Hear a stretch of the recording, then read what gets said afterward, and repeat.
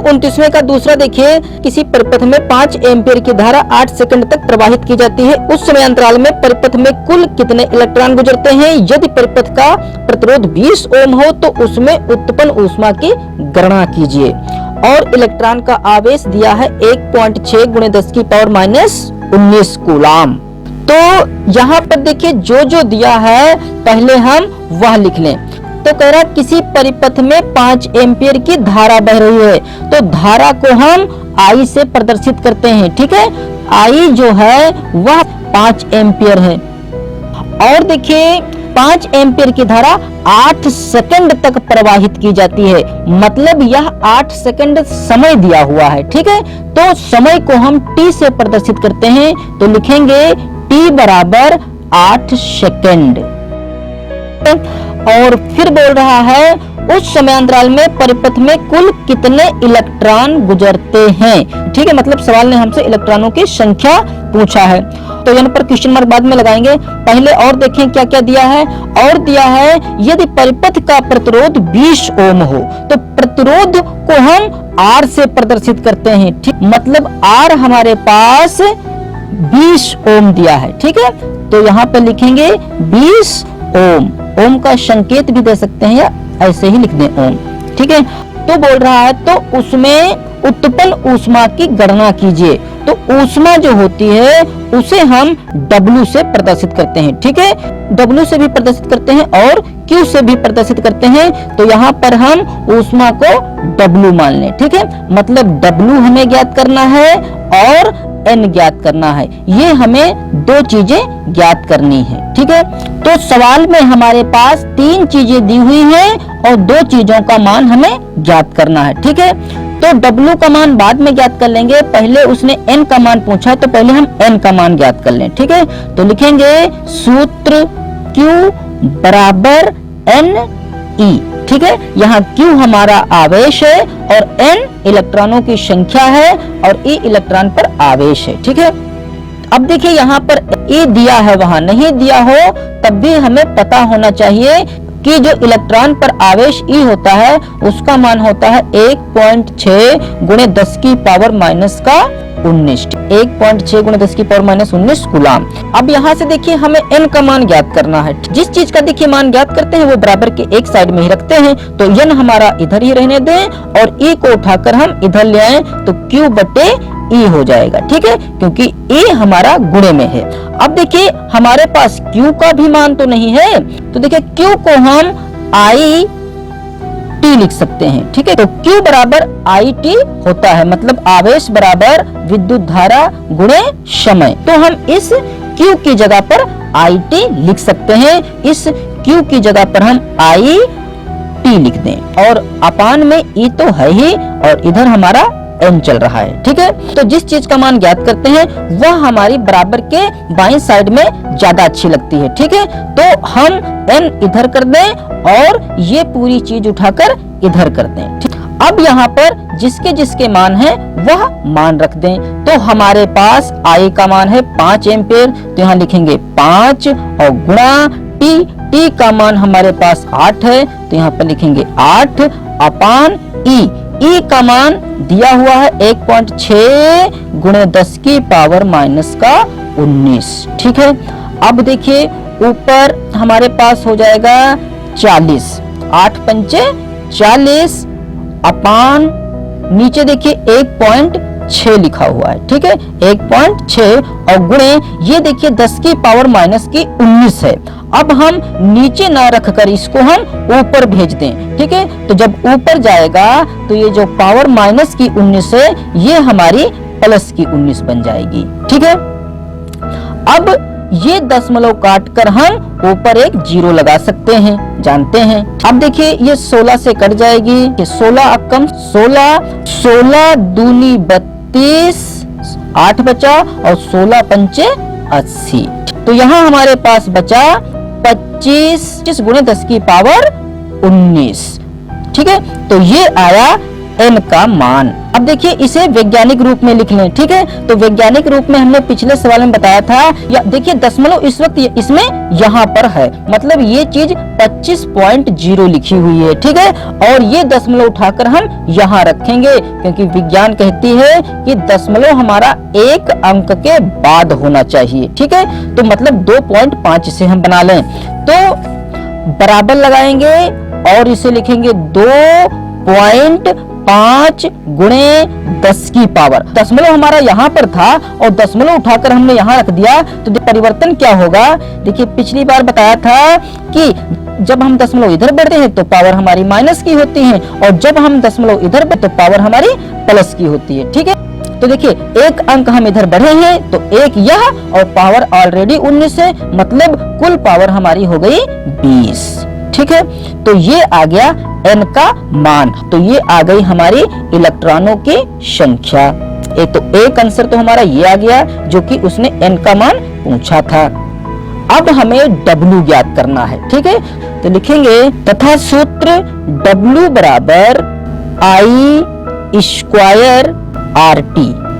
तो देखिए इसमें इधर उधर करने की कोई जरूरत ही नहीं है, क्योंकि W इधर ऑलरेडी है, ठीक है।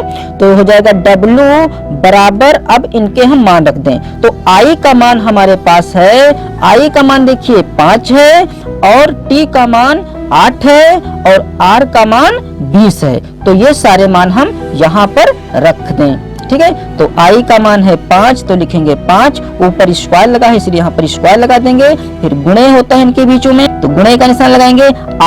R हमारे पास 20 है और T 8 है, ठीक है। देखिए 5 का वर्ग करना है, 5 का वर्ग करेंगे मतलब 5 पचे 25 हो जाएगा, ठीक है। और गुणे 20 की गुणा 8 से करा लें तो 20 8 160 हो जाएगा, ठीक है। अब 25 और 160 की गुणा करा लें, हो जाएगा 4000, और ये हमारा आया W, और W का मतलब उत्पन्न ऊष्मा, तो ऊष्मा का मात्रक जूल होता है, तो यहाँ पे लिखेंगे जूल।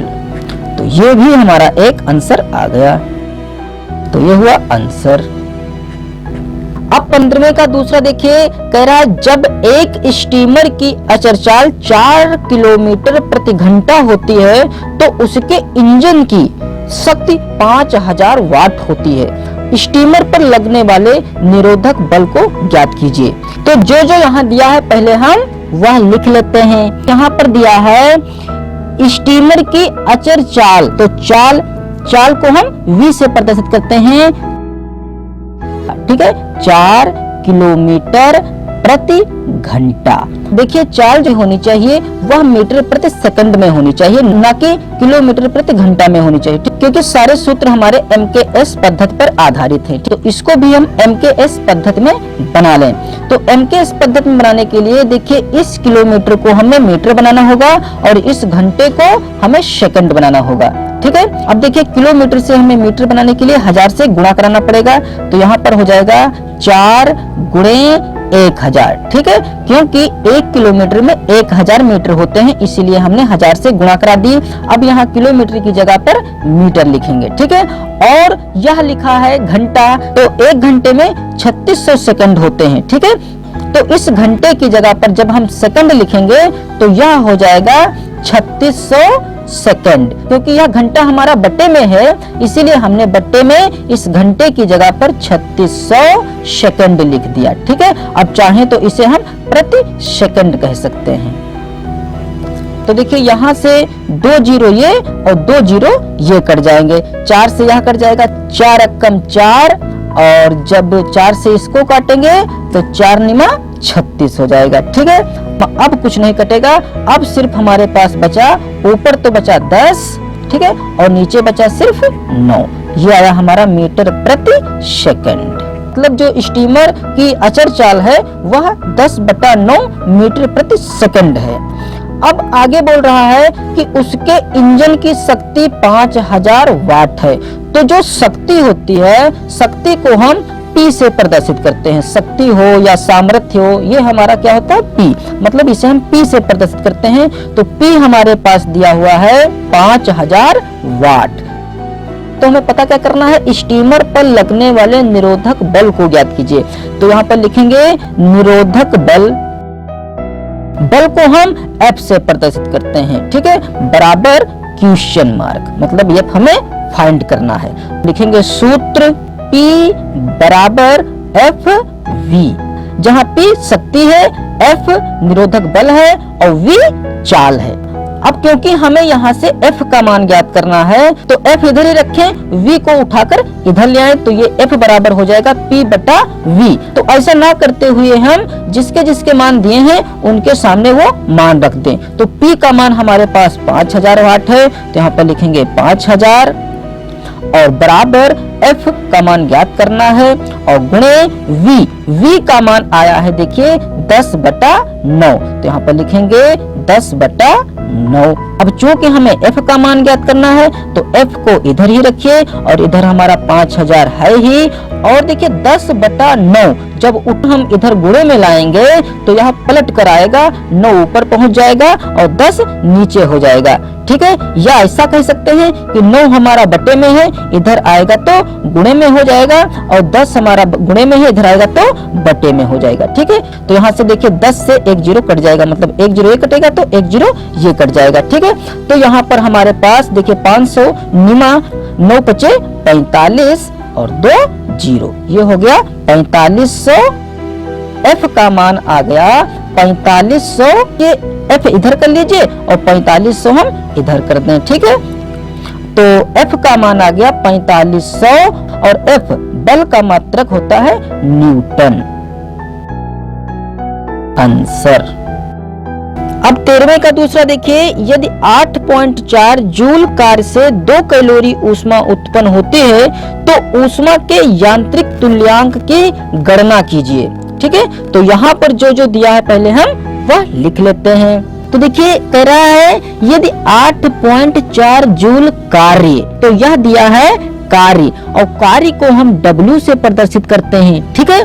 तो W बराबर हमारे पास दिया है 8.4 जूल। मात्रक से भी पता कर सकते हैं कि यह W ही है क्योंकि कार्य का मात्रक जूल होता है। और कह रहा है 2 कैलोरी ऊष्मा उत्पन्न होती है, तो ऊष्मा को हम Q से यहाँ प्रदर्शित कर लें, ठीक है। तो ऊष्मा Q बराबर 2 कैलोरी। तो हमें पता करना है ऊष्मा के यांत्रिक तुल्यांक की हमें गणना करनी है। तो यांत्रिक तुल्यांक को हम J से प्रदर्शित करते हैं, तो लिखेंगे J बराबर क्वेश्चन मार्क, ठीक है। लिखेंगे सूत्र, देखिए सबके सूत्र याद होने चाहिए, ठीक है, क्योंकि विज्ञान के सारे सवाल सूत्र से ही लगते हैं। W बराबर JQ से यानी कार्य बराबर यांत्रिक तुल्यांक गुणे ऊष्मा। तो यहाँ से देखिए हमें ज्ञात करना है J का मान, ठीक है। तो Q को उठाकर हम इधर रख दें या बाद में रख लेंगे, पहले इनके हम यहीं पर मान रख लें, ठीक। तो W का मान है 8.4, तो यहाँ पर लिखेंगे 8.4 और बराबर J का मान हमें ज्ञात करना है और Q हमारे पास 2 दिया है, तो यहाँ पर लिखेंगे 2, ठीक है। अब इस 2 को उठाकर हम इधर ले आए क्योंकि हमें सिर्फ J का मान चाहिए, ठीक है। तो 8.4 इधर ऑलरेडी है और 2 जब उठकर इधर आएगा तो बटे में आ जाएगा, ठीक है, क्योंकि इधर गुणे में था और इधर बचा हमारा J। अब इसको हम काट लें, ठीक है। तो इसको जब हम काटेंगे 2 कम 2, 2 चक्कू 8 और 2 दूनी 4, तो यह आ जाएगा 4.2 बराबर J। अब J को इधर कर लें और 4.2 को उधर कर दें, ठीक है। तो ये आ जाएगा J का मान। तो अब देखिए J होता है यांत्रिक तुल्यांक, ठीक है, और यांत्रिक तुल्यांक का मात्रक होता है जूल प्रति कैलोरी।